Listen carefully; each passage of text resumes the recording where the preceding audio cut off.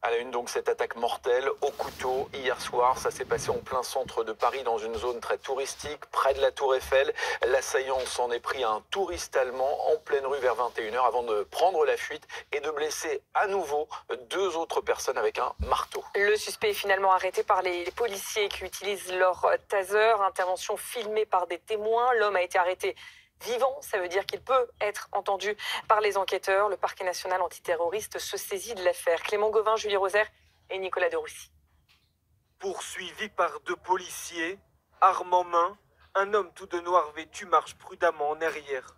Sur ces vidéos filmées par des témoins, juste avant son interpellation, l'assaillant, ici entouré en rouge, fait face aux forces de l'ordre avec un marteau tenu dans sa main droite. Quelques minutes plus tôt, il s'en est pris à plusieurs passants en plein cœur de la capitale.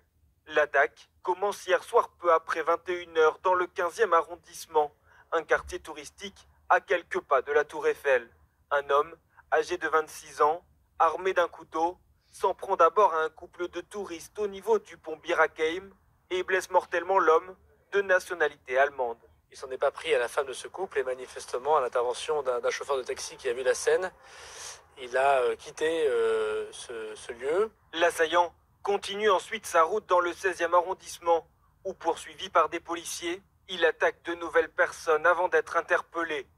L'une est blessée à l'œil par un coup de marteau, l'autre est en état de choc. Puis, près d'un square, ils ont pu arrêter cette personne interpellée qui les a menacés très violemment. Et voulant s'en prendre aux policiers, l'un de ces policiers a sorti son taser et par deux fois a tiré pour neutraliser cet assaillant qui donc n'a pas ses jours en danger. L'assaillant, fiché S, était connu des services de renseignement pour son islamisme radical et des troubles psychiatriques importants. Une vidéo de revendication a été retrouvée. Le parquet national antiterroriste s'est saisi de l'enquête.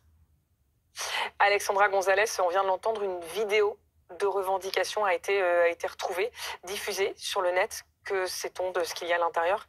Alors, c'est une vidéo où on voit un homme masqué avec un masque chirurgical qui tient des propos en arabe. On voit une image arrêtée à l'instant de cette vidéo. Selon plusieurs sources haut placées contactées par BFM TV, ces sources pensent qu'il s'agit bien de l'assaillant d'hier soir sur cette vidéo de revendication.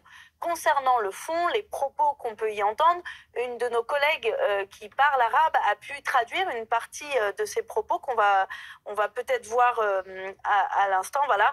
Nous n'oublions pas vos crimes contre les musulmans, spécialement contre